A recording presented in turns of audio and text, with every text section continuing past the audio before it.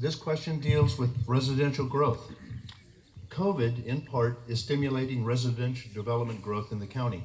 What would you do to ensure that this is done in a smart, proactive way with assurance to the current residents of this district that it will be done with adequate infrastructure, water, and other needed utilities?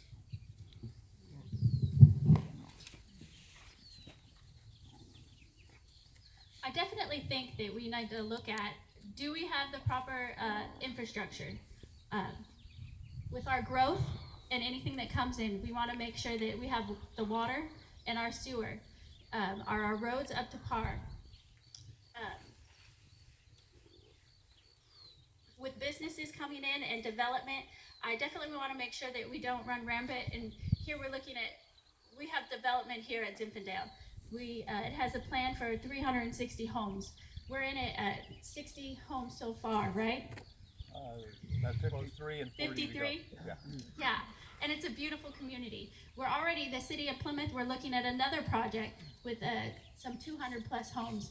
We want to make sure that we're managing and setting up our town properly, that we're just not over planning without the infrastructure and the proper the setup that our town can hold. We just don't want to run rampant.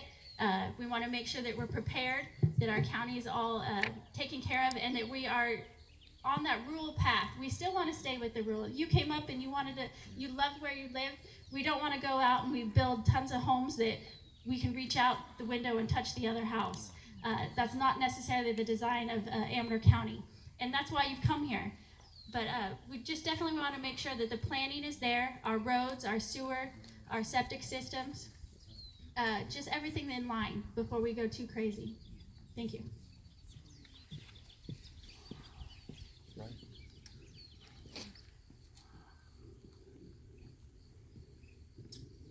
I don't control growth in the cities. That's up to city council. I believe a couple of them are here tonight. Now, as far as growth in the counties, probably the most critical part is who you put in as your planning commissioner, because projects come before a planning commissioner and they have to look at them to see, do they meet the criteria? Do they make sense? Are they reasonable? Also, a county general plan is really dictates where and how growth goes, and there's provisions in our county general plan that there has to be sewer and there has to be water. It has to be near those services have to be close to growth. And also by zoning, how he's already zoned parcels kind of dictates what can be built out there.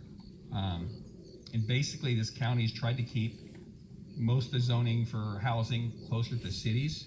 So out in the rural areas, I don't see a whole lot of big subdivisions. It's that the infrastructure's not there, the roads aren't there, and I think through basically your planning and your zoning is how you control the growth. And as a supervisor, I'll be looking at all those things. I was my planning commissioner, so thank you.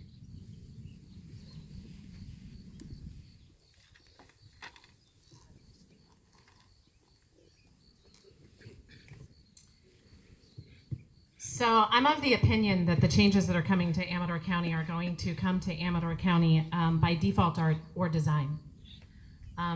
As much as we want to keep Amador County from changing, the world is changing, and the state of California is changing. Am I excited about it? No. But I think we have to have the courage to plan for it, put things in our general plan that protect the things and preserve the things that we love about Amador County as it starts to develop.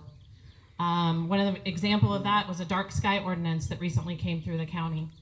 If you want to be able to continue to look at the night sky, and that's one of the things that we all love so much about Amador County, then we have to have the courage to put in some of those types of ordinances.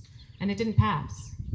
If we want our ridge lines to not have homes on them, we need to be proactive and have ordinances that keep us from putting homes on ridge lines. Sometimes this runs up against private property rights. I think that that's probably the crossroads where it's really challenging. But again, people have property is zoned in certain ways, and they have rights to go through the process and determine whether or not their projects can be built on that property. We also have processes that determine whether or not we have the infrastructure for those projects. And I think we all know that, some of these large scale projects we're not going to have the infrastructure for them. But in the city projects, again, our city projects, but within the county, we have a huge shortage of affordable housing right now. We are 700 homes shy in Amador County right now for our current residents.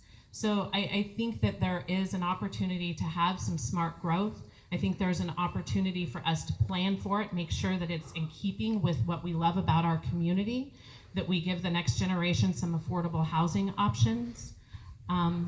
It just takes some courage and some planning, honestly, and I'd really like to be a part of building that plan for our future. Well, you couldn't have picked two more popular topics than housing and infrastructure, because those are the watchwords of the day. And excuse me, I have been fighting a little laryngitis. That's why my voice sounds so deep and low. I believe that what Jamie said about affordable housing is very important. The projected housing report that came out from the county projected 130 homes that would be needed in the Plymouth area over the next 10 years. And I think that's a gross underestimated number, because we have housing being built, but it's not affordable housing.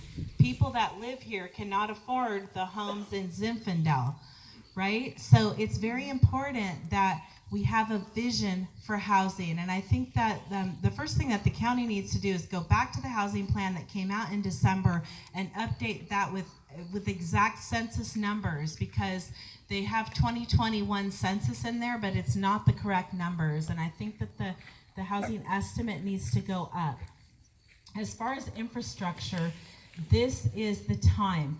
The Biden administration has come out with the bipartisan infrastructure law. This money is not coming around. It hasn't been around for 30 or 40 years. Now is the time for us to develop a list of infrastructure projects that we would like to have for this county.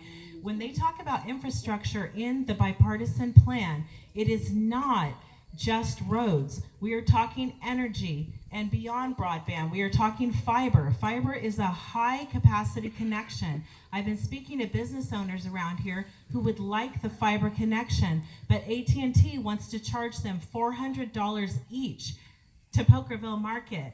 They want to charge $400 each to Destasio Vineyards to have a $400 fiber connection, and I think that that is unconscionable. The fiber is there. These are our networks that we paid to build, so I think that we really need to invest in infrastructure and apply to federal funding. Thank you.